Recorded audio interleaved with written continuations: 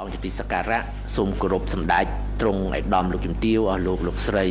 បងប្អូនអ្នកសារព័ត៌មាននិងជនរួមជាតិទាំងក្នុងនិងក្រៅប្រទេសជាទីគោរពនិងជាទីរាប់អានបាទ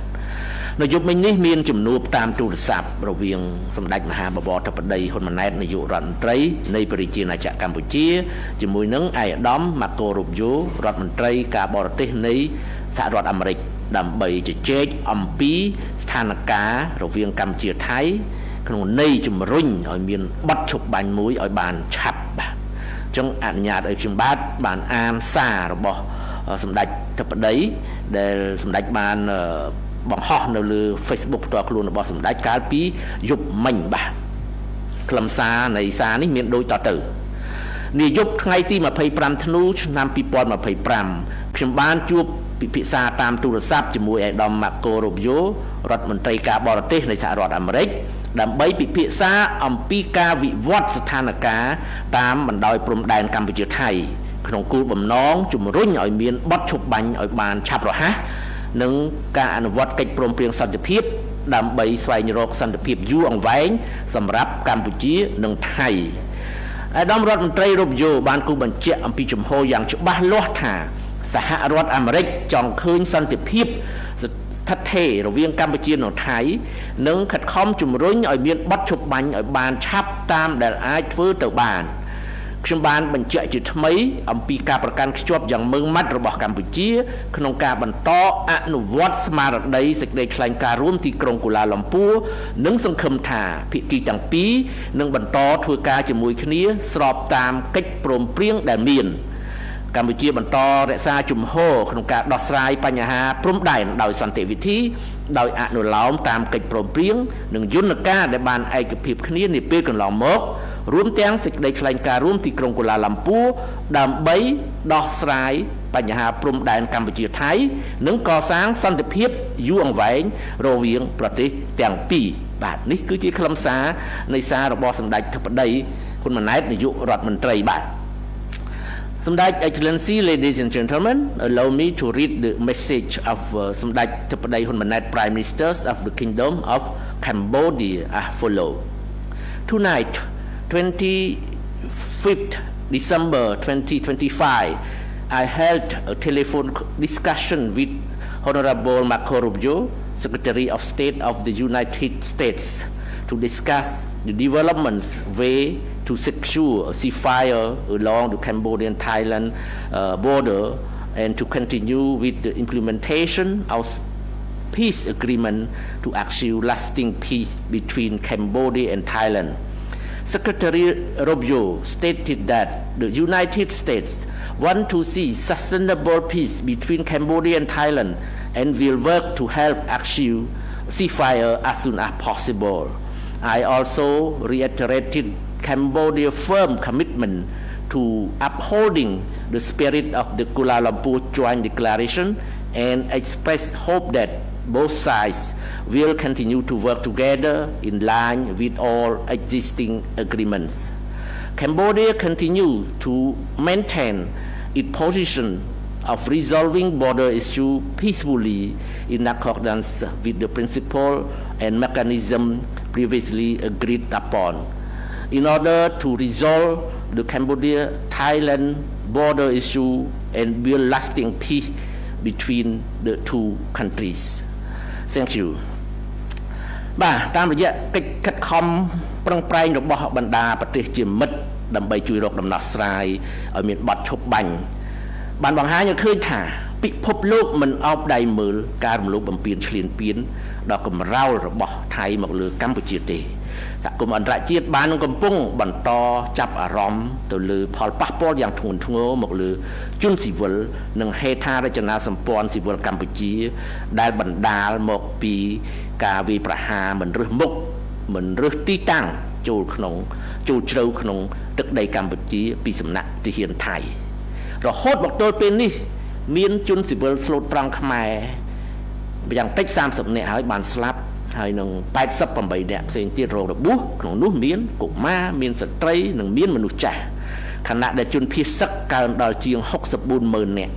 ហេដ្ឋារចនាសម្ព័ន្ធស៊ីវិលជាច្រើនមានដូចជាផ្ទះសម្បែងមានផ្លូវសាលារៀនមន្ទីរពេទ្យស្ពានផ្សារអគារអាជីវកម្មឯកជនវត្តអារាមរហូតដល់រូបបដិមាព្រះវិស្ណុនិងប្រាសាទបុរាណដែលជាបេតិកភណ្ឌដ៏មានតម្លៃរបស់មនុស្សជាតិបានរងការបំផ្លិចបំផ្លាញពីការទម្លាក់គ្រាប់បែកការបាញ់កំភ្លើងធំឬការវាយកំទេចដោយចេតនារបស់ទាហានថៃទោះជាយ៉ាងណាកិច្ចខិតខំប្រឹងប្រែងរបស់ថ្នាក់ដឹកនាំតាមរយៈកិច្ចសន្ទនាការទូតរួមជាមួយនឹងសម្រេចថ្កោលទោសនិងការទាមទាររបស់ព្រះសង្ឃមន្ត្រីរាជការអង្គការសង្គមស៊ីវិលនិងប្រជាពលរដ្ឋខ្មែរនៅគ្រប់ទិសទីទាំងក្នុងនិងក្រៅប្រទេសដើម្បីទាមទាររកសន្តិភាពនិងទាមទារឲ្យថៃបញ្ឈប់អំពើឈ្លានពានយ៉ាងព្រៃផ្សៃមកលើកម្ពុជាកំពុងតែតាក់ទាញចំណាប់អារម្មណ៍នៅជុំវិញពិភពលោកនេះជាសញ្ញាបញ្ជាក់ថាយុត្តិធម៌ចំពោះកម្ពុជានិងប្រជាពលរដ្ឋខ្មែរត្រូវតែមានហើយអ្នកដែលប្រព្រឹត្តអក្រិតកម្មមកលើកម្ពុជានិងមកលើប្រជាពលរដ្ឋខ្មែរត្រូវតែទទួលខុសត្រូវចំពោះទង្វើរបស់ខ្លួនដូច្នេះការថែរក្សាពង្រឹងស្មារតីសាមគ្គីភាពដ៏រឹងមាំនិងជំនឿជឿជាក់លើរាជរដ្ឋាភិបាលនិងលើវីរៈកងទ័ពកងកម្លាំងប្រដាប់អាវុធដ៏អង់អាចក្លាហានរបស់យើងគឺជាកម្លាំងស្នូលដ៏រឹងមាំរបស់ប្រជាជាតិខ្មែរដើម្បីការពារបូរណភាពទឹកដីប្រឆាំងជាមួយនឹងសត្រូវឈ្លានពាន Through the effort of our friends to find a solution to respect the ceasefire, it has been shown that the world does not turn a blind eye to Thailand's brutal aggression against Cambodia. The international community has been concerned about grave impacts on Cambodian civilian and civilian infrastructure caused by indiscriminate attack deep into Cambodian territory by Thai militaries. Up to now, unless 30 Cambodian civilians, including one infant, has been killed and 88 has been injured, including women, children, and the elders. The number of displaced civilians has increased to over 640,000. Many civilian infrastructure such as houses, roads, bridges, schools, hospitals, markets, private business buildings, pagoda, and even Hindu statues and ancient temples, which are invaluable cultural heritage of humanity, has been deliberately damaged by the Thai military malicious attack. However, the leadership efforts through diplomatic dialogue, along with the united voices of condemnation and demand from amongst government officials, civil society organizations, and Cambodian citizens, both domestic and abroad, calling for peace and demanding that Thailand stop its barbaric aggression against Cambodia, are attracting attention around the world. This is a sign that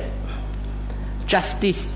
must be served for Cambodia and Khmer people, and those who commit crimes against our nation must be held accountable for their action. Thank you for your kind attention. បាទដើម្បីចង់ដឹងអំពីស្ថានភាពវិវត្តនៅតាមព្រំដែនខ្ញុំបាទសូមជូនវេទិកាទៅជូនទៅលោកជំទាវឧត្តមសេនីយ៍ឯកអ្នកនាំពាក្យក្រសួងការពារជាតិសូមអញ្ជើញលោកជំទាវ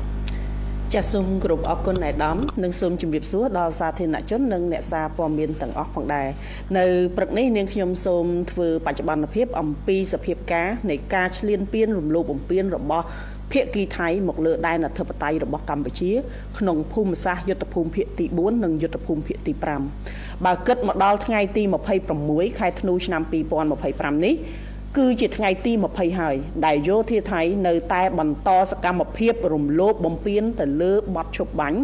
និងសេចក្តីថ្លែងការណ៍រួមស្តីពីកិច្ចព្រមព្រៀងសន្តិភាពរវាងកម្ពុជានិងថៃដែលភាគីទាំងពីរបានចុះហត្ថលេខាកាលពីថ្ងៃទី26ខែធ្នូឆ្នាំ2025កន្លងទៅនេះ សូមជម្រាបជូនផងដែរថាបើទោះបីជាក្រុមលេខាធិការនៃគណៈកម្មាធិការព្រំដែនទូទៅកម្ពុជាថៃ GBC បានចាប់ផ្ដើមកិច្ចប្រជុំរបស់ខ្លួនអស់រយៈពេល2ថ្ងៃកន្លងទៅក៏ដោយប៉ុន្តែស្ថានភាពនៃអំពើគំរាមកំហែងនៃការឈ្លានពានរបស់ភាគីថៃមកលើតំបន់មួយចំនួនក្នុងដែនអធិបតេយ្យរបស់កម្ពុជានៅតែបន្តនិងកាន់តែកម្រោលនៅឡើយទី1ស្ថានភាពចូលមុខក្នុងសមរភូមិទិសយុទ្ធភូមិភាគទី4ក្នុងភូមិសាស្ត្រខេត្តព្រះវិហារខេត្តឧត្តរមានជ័យភាគីថៃនៅតែបន្តបាញ់ប្រហារដើម្បីឈ្លានពានលើដែនអធិបតេយ្យរបស់កម្ពុជានេះបើគិតចាប់ពីវេលាម៉ោង 17:00 នាទីល្ងាចថ្ងៃទី25ខែធ្នូឆ្នាំ2025រហូតដល់វេលាម៉ោង 8:00 នាទីព្រឹកថ្ងៃទី26ខែធ្នូនេះសកម្មភាពនៅថ្ងៃទី25ខែធ្នូចាប់ពីវេលាម៉ោង 22:00 នាទីដល់វេលាម៉ោង 23:00 នាទីយោធាថៃនៅតែបន្តធ្វើសកម្មភាពចល័តកម្លាំងបន្ថែមនិងរថក្រោះបន្ថែមទៀតចូលមកព្យាយាមចូលមកគៀកក្នុងភូមិសាស្ត្រប្រាសាទតាមាន់ចូលដល់ថ្ងៃទី26ខែធ្នូឆ្នាំ2025ចាប់ពីវេលាម៉ោង 5:40 នាទីទៀតភ្លឺភ្លាមយោធាថៃបានចាប់ផ្ដើមធ្វើសកម្មភាពបាញ់ផ្លោងពីចម្ងាយចូលក្នុងភូមិសាស្ត្រប្រាសាទតាក្របីទៅតាមផែនការនៃការឈ្លានពាននៃបូរណភាពទឹកដីរបស់កម្ពុជានៅវេលាម៉ោង 6:05 នាទីយោធាថៃបានចាប់ផ្ដើមបាញ់កាំភ្លើងធំពីចម្ងាយចូលក្នុងភូមិសាស្ត្រប្រាសាទតាមាន់ចាប់ពីវេលាម៉ោង 6:49 នាទីដល់វេលាម៉ោង 7:00 នាទីយោធាថៃបានចាប់ផ្ដើមប្រើប្រាស់កាំភ្លើងធំរថក្រោះបាញ់បំបុកចូលក្នុងភូមិសាស្ត្រប្រាសាទព្រះវិហារនិងបន្តបាញ់ផ្លោងកាំភ្លើងធំពីចម្ងាយចូលក្នុងភូមិសាស្ត្រប្រាសាទតាមាន់និងតាក្របីបន្ថែមទៀតសូមជម្រាបជូនថាស្ថានភាពជួរមុខនៅទីតាំងមួយចំនួនបានត្រឡប់ទៅស្ងប់ស្ងាត់ខណៈទីតាំងមួយចំនួនយោធាថៃនៅបន្តធ្វើសកម្មភាពវាយប្រហារនៅឡើយកងកម្លាំងរបស់យើងកំពុងប្រយុទ្ធតស៊ូយ៉ាងស្វិតស្វាញរឹងមាំជាមួយនឹងសត្រូវឈ្លានពាននិងបន្តតាមដានដោយយកចិត្តទុកដាក់និងប្រុងប្រយ័ត្នខ្ពស់ជានិច្ចក្នុងការបំពេញតួនាទីទី2ស្ថានភាពជួរមុខក្នុងសមរភូមិទិសយុទ្ធភូមិភាគទី5ក្នុងភូមិសាស្ត្រខេត្តបន្ទាយមានជ័យនិងខេត្តបាត់ដំបងភាគីថៃនៅបន្តបាញ់ប្រហារដើម្បីឈ្លានពានមកលើដែនអធិបតេយ្យរបស់កម្ពុជាគិតចាប់ពីវេលាម៉ោង 17:00 នាទីល្ងាចថ្ងៃទី25ខែធ្នូរហូតដល់វេលាម៉ោង 8:00 នាទីព្រឹកថ្ងៃទី26ខែធ្នូឆ្នាំ2025នេះសកម្មភាពនៅថ្ងៃទី25ខែធ្នូឆ្នាំ2025ចាប់ពីវេលាម៉ោង 18:00 នាទីល្ងាចរហូតដល់ថ្ងៃទីចាប់ពីវេលាម៉ោង 18:00 នាទីល្ងាចថ្ងៃទី25រហូតដល់វេលាម៉ោង 7:00 នាទីព្រឹកថ្ងៃទី26យោធាថៃបានបន្តបាញ់ផ្លោងចំនួន45គ្រាប់និងបានបាញ់ភ្លើងបំភ្លឺចំនួន15គ្រាប់ចូលក្នុងភូមិសាស្ត្រស្រុកថ្មពួកខេត្តបន្ទាយមានជ័យនៅវេលាម៉ោង 19:20 នាទីយោធាថៃបានបាញ់ភ្លើងភ្លឺបន្ថែមទៀតនៅភូមិសាស្ត្រភូមិជោគជ័យនៅវេលាម៉ោង 21:08 នាទីយោធាថៃបានប្រើប្រាស់ដ្រូនស៊ើបការហោះរំលោភចូលក្នុងដែនអធិបតេយ្យរបស់កម្ពុជាក្នុងភូមិសាស្ត្រភូមិជោគជ័យនៅវេលាម៉ោង 22:54 នាទីយោធាថៃបានបាញ់ផ្លោងចំនួន3គ្រាប់ចូលក្នុងភូមិសាស្ត្រឃុំតាស្ដាស្រុកសំពៅលូនខេត្តបាត់ដំបងចូលមកដល់ថ្ងៃទី26ខែធ្នូឆ្នាំ2025នៅវេលាម៉ោង 4:35 នាទីទៀបភ្លឺយោធាថៃបានចាប់ផ្ដើមធ្វើសកម្មភាពបាញ់ផ្លោងចូលក្នុងភូមិសាស្ត្រភូមិព្រៃច័ន្ទចាប់ពីវេលាម៉ោង 6:08 នាទីដល់វេលាម៉ោង 7:15 នាទីយោធាថៃបានប្រើប្រាស់យន្តហោះចម្បាំងទម្លាក់គ្រាប់បែកចំនួន40គ្រាប់ចូលក្នុងភូមិសាស្ត្រភូមិជោគជ័យ នៅវេលាម៉ោង 7:05 នាទីយោធាថៃបានប្រើប្រាស់ drone ទម្លាក់គ្រាប់បែកបន្ថែមទៀតចូលក្នុងភូមិសាស្ត្រភូមិជោគជ័យនៅវេលាម៉ោង 7:20 នាទីយោធាថៃបានប្រើប្រាស់ drone ស៊ើបការហោះចុះរំលោភចូលក្នុងដែនអធិបតេយ្យរបស់កម្ពុជាក្នុងភូមិសាស្ត្រភូមិជោគជ័យចាប់ពីវេលាម៉ោង 7:25 នាទីដល់វេលាម៉ោង 7:26 នាទីយោធាថៃបានបាញ់ផ្លោងនិងប្រើប្រាស់ drone ទម្លាក់គ្រាប់បែកបន្ថែមចូលក្នុងភូមិសាស្ត្រភូមិព្រៃច័ន្ទនិងភូមិជោគជ័យនៅវេលាម៉ោង 7:45 នាទីយោធាថៃបានបន្តបាញ់ផ្លោងយ៉ាងសន្ធាប់ចូលក្នុងភូមិសាស្ត្រភូមិព្រៃច័ន្ទចាប់ពីវេលាម៉ោង 7:45 នាទីដល់វេលាម៉ោង 8:00 នាទីយោធាថៃបានបន្តបាញ់ផ្លោងចំនួន 5 គ្រាប់បន្ថែមទៀត5គ្រាប់ចូលក្នុងភូមិសាស្ត្ររង្វង់មូលផ្លូវ 58 និងភូមិសាស្ត្រទួលពង្រក្រុងប៉ោយប៉ែតខេត្តបន្ទាយមានជ័យនៅវេលាម៉ោង 7:53 នាទីយោធាថៃបានប្រើប្រាស់ drone ស៊ើបការហោះរំលោភចូលក្នុងដែនអធិបតេយ្យរបស់កម្ពុជានៅខាងក្រោយភូមិសាស្ត្រភូមិជោគជ័យនៅវេលាម៉ោង 7:55 នាទីយោធាថៃបានធ្វើសកម្មភាពបាញ់ផ្សែងពុលលើភូមិសាស្ត្រភូមិជោគជ័យនេះខ្ញុំសូមជម្រាបជូនថាស្ថានភាពជួរមុខនៅទីតាំងមួយចំនួនមានសភាពស្ងប់ស្ងាត់ខណៈទីតាំងមួយចំនួនយោធាថៃនៅបន្តធ្វើសកម្មភាពវាយប្រហារយ៉ាងក្តៅគគុកមកលើដែនអធិបតេយ្យរបស់កម្ពុជានៅឡើយកងកម្លាំងរបស់យើងកំពុងប្រយុទ្ធតស៊ូយ៉ាងស្វិតស្វាញប្រឆាំងនឹងសត្រូវឈ្លានពាននិងតាមដានដោយយកចិត្តទុកដាក់បំផុតនិងប្រុងប្រយ័ត្នខ្ពស់សូមធ្វើការបញ្ជាក់ជូនសារជាថ្មីម្ដងហើយម្ដងទៀតថាគោលដៅនៃការវាយការពារខ្លួនរបស់កម្ពុជាគឺផ្ដោតតែលើគោលដៅយោធាថៃប៉ុណ្ណោះមិនសំដៅលើគោលដៅស៊ីវិលឬទីកន្លែងស៊ីវិលណាមួយឡើយប៉ុន្តែមានតែភាគីថៃទេដែលធ្វើសកម្មភាពវាយប្រហារមកលើទីតាំងស៊ីវិលរបស់កម្ពុជានិងធ្វើឲ្យប្រជាជនស៊ីវិលស្លូតត្រង់របស់កម្ពុជាបានបាត់បង់ជីវិតនិងរងរបួសកើនឡើងជាលំដាប់ម្ដងហើយម្ដងទៀតយោធាថៃតែងតែយកលេសនិងប្រើប្រាស់គ្រប់ឧបាយកលដើម្បីលាក់កំបាំងទង្វើឈ្លានពានរបស់ខ្លួនមកលើដែនអធិបតេយ្យនិងបូរណភាពទឹកដីរបស់កម្ពុជាដោយបានបំពានយ៉ាងកម្រោលទៅលើច្បាប់អន្តរជាតិទង្វើឈ្លានពានរបស់យោធាថៃមកលើកម្ពុជាដ៏សាហាវឃោរឃៅរួមទាំងការប្រើប្រាស់អាវុធយុទ្ធោបករណ៍ធុនធ្ងន់និងមានកម្រិតបំផ្លាញខ្ពស់ដូចជាយន្តហោះចម្បាំងប្រភេទ F-16 T-50 T-50 នាវាចម្បាំងកំភ្លើងធំគ្រប់ប្រភេទគ្រាប់បែកចង្កោមផ្សែងពុលដ្រូនគ្រប់ប្រភេទកំជ្រួចវង DTI-2 DTI-1G និងអាវុធធុនធ្ងន់ជាច្រើនទៀតមកវាយប្រហារមកលើកម្ពុជាជាពិសេសទៅលើជនស៊ីវិលបេតិនិងបេតិកភណ្ឌដែលជាសម្បត្តិមនុស្សជាតិដែលជាការបញ្ជាក់ឲ្យឃើញយ៉ាងច្បាស់កន្លែតថាថៃគឺជារដ្ឋដែលបំពានច្បាប់អន្តរជាតិជារដ្ឋដែលបំផ្លាញសន្តិភាពនិងសន្តិសុខមិនត្រឹមតែរវាងជាមួយកម្ពុជាប៉ុណ្ណោះទេ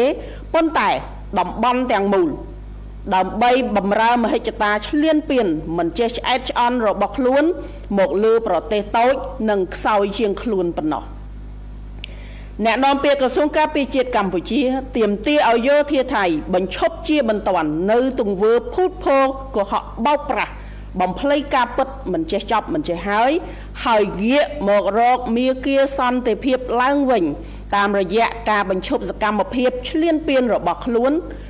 គោរពបទឈប់បាញ់ដែលខ្លួនបានបំពេញនិងអនុវត្តឡើងវិញនៅសេចក្តីថ្លែងការណ៍រួមស្តីពីកិច្ចព្រមព្រៀងសន្តិភាពរវាងកម្ពុជានិងថៃយោធាថៃត្រូវតែបង្ហាញភាពស្មោះត្រង់របស់ខ្លួនប្រកបដោយតម្លាភាពនិងសុឆន្ទៈនិងភាពថ្លៃថ្នូរដោយស្ដែងចេញតាមរយៈទង្វើដែលមានទំនួលខុសត្រូវខ្ពស់និងគោរពច្បាប់អន្តរជាតិឲ្យបានម៉ឺងម៉ាត់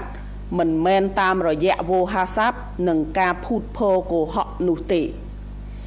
កម្ពុជាបញ្ជាក់សារជាថ្មីនៅការបដិញ្ញាចិត្តយ៉ាងខ្ជាប់ខ្ជួននឹងការគោរពតាម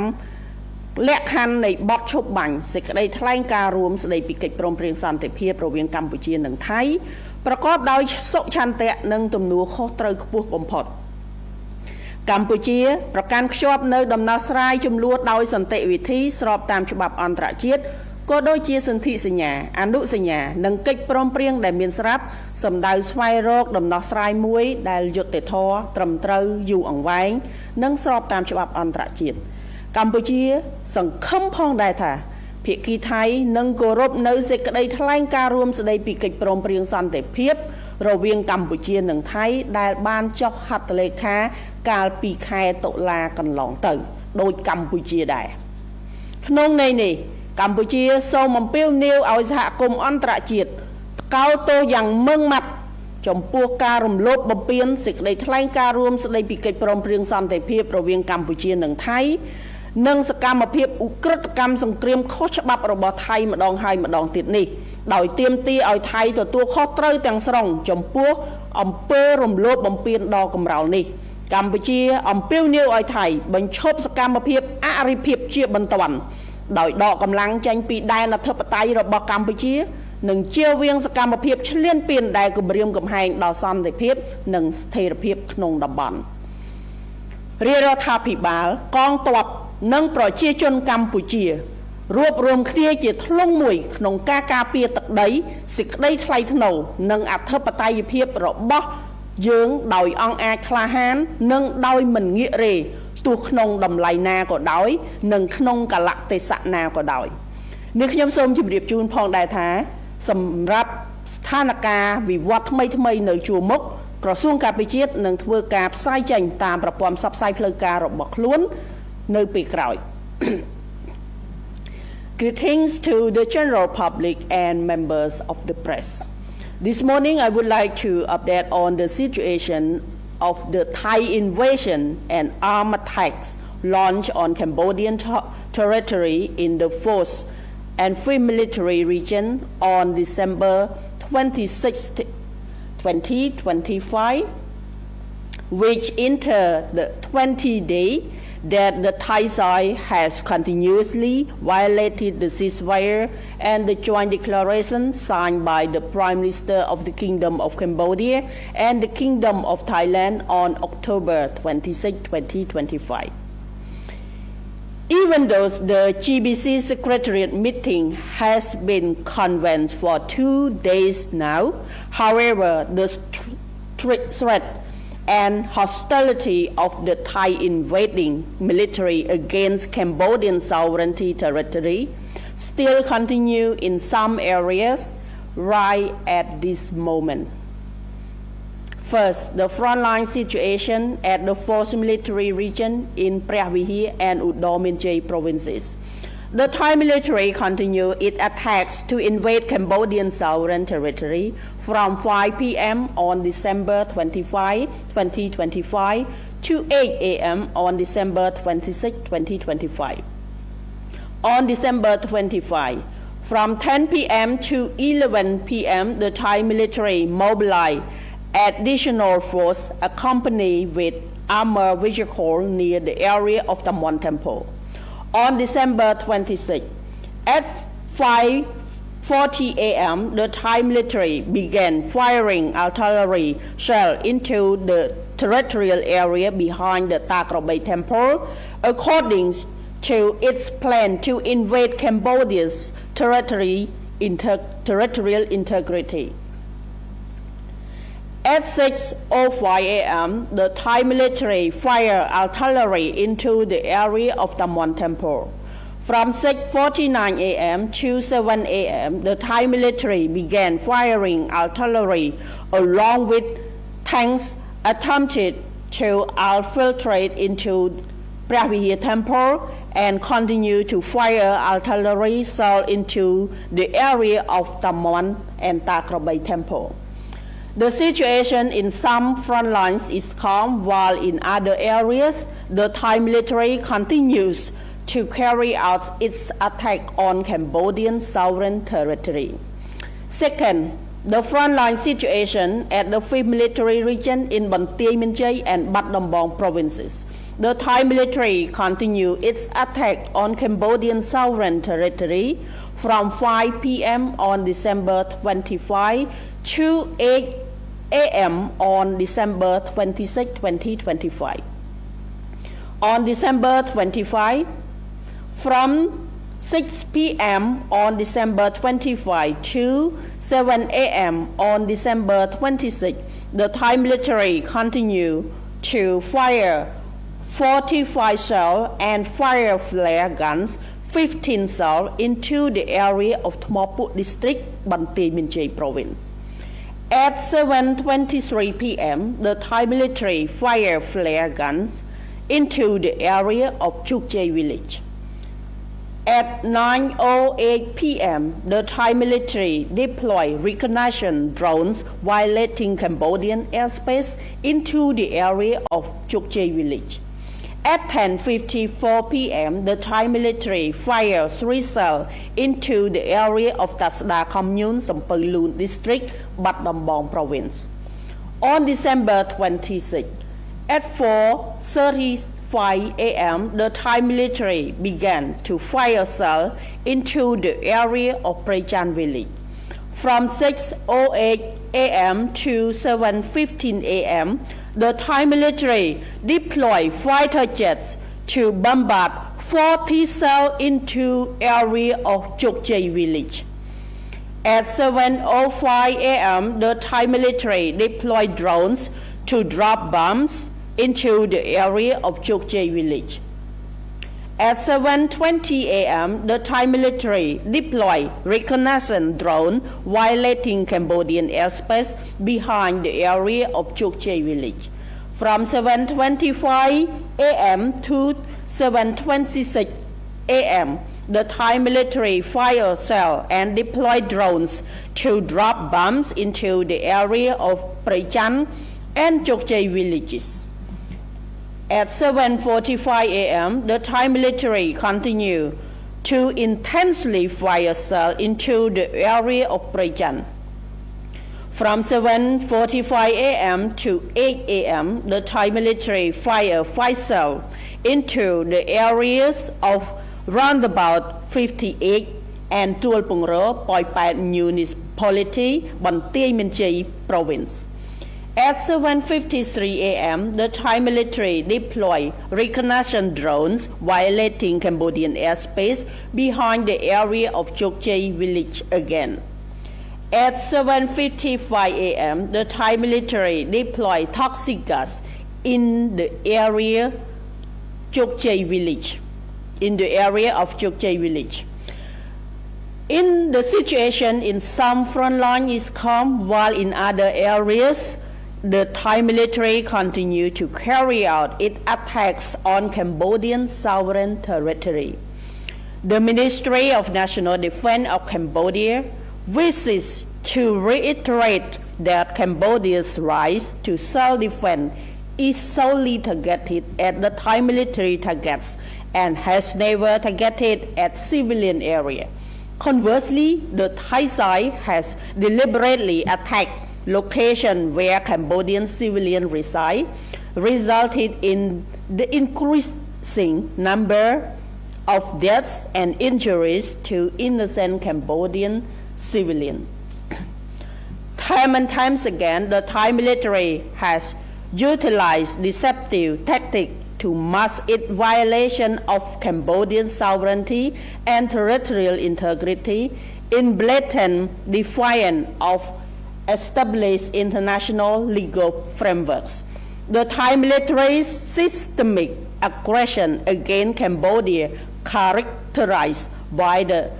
deployment of heavy and destructive weapons and equipment, including F-16, T-50TH fighter jets, naval warships, various types of heavy artillery, cluster bomb, toxic gas, all types of advanced drones, DTI-2 and DTI-1G multiple rocket launchers,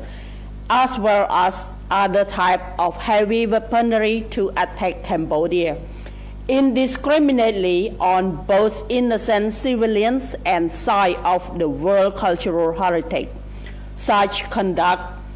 identify Thailand as a state that destroys peace and security, not only between Cambodia and the entire region, but also to serve its expansion, ambition, and aggression against smaller and weaker countries. The spokeswoman of the Ministry of National Defense of the Kingdom of Cambodia demand that the Thai military immediately cease its campaign of systemic misinformation and distortion.